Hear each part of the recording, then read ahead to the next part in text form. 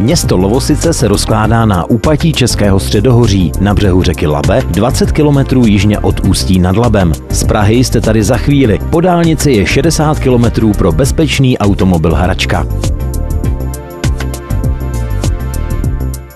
Bezpečnost za volantem a Lovosice patří k sobě. V roce 2003 tady japonská společnost Tokai Rika otevřela nový závod, svou již 18. dceřinou společnost.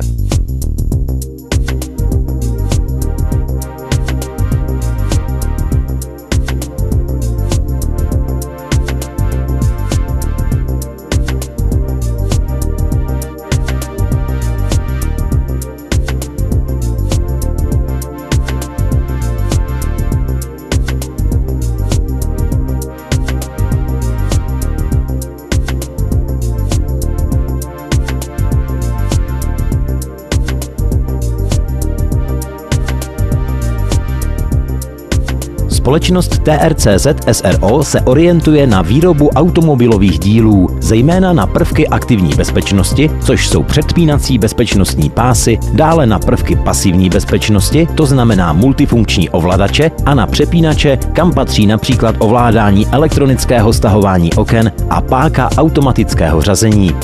Tyto výrobky splňují nejvyšší požadavky na zrakové a hmatové smysly a zaručují spokojenost uživatele. Zaměstnanci jsou pečlivě vybíráni a školeni přímo v TRCZ i v Tokai Rika v Japonsku.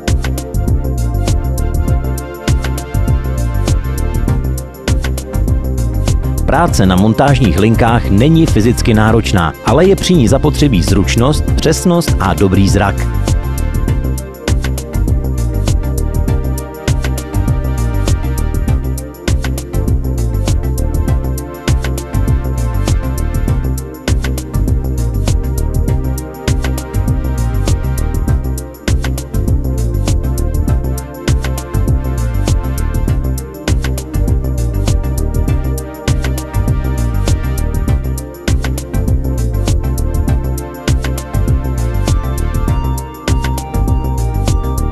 Prostory jsou klimatizované, ve vybraných provozech nosí zaměstnanci speciální oděv a obuv.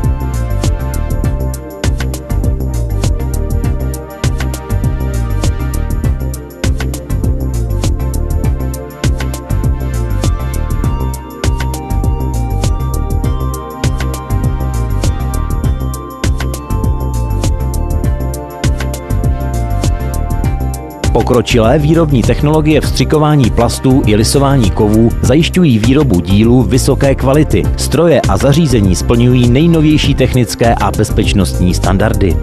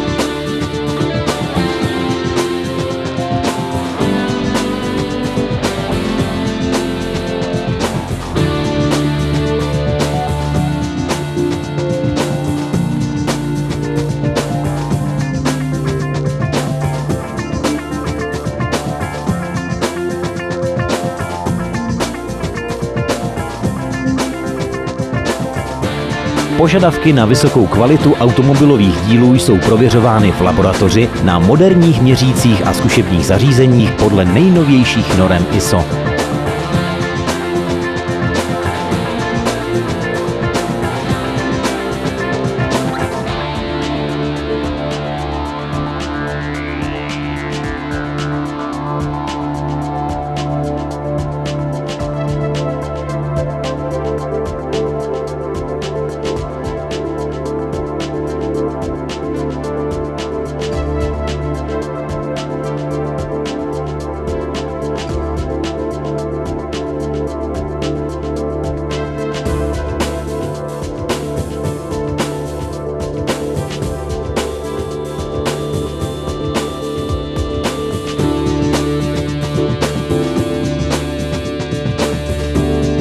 Společnost TRCZ vychází bezbariérovým přístupem a sociálním vybavením vstříc i zaměstnancům s tělesným postižením. V závodní kuchyni si strávníci mohou denně vybrat ze 2 polévek a 4 až 5 hlavních jídel z bohaté nabídky zeleninových a ovocných salátů a doplňkového prodeje.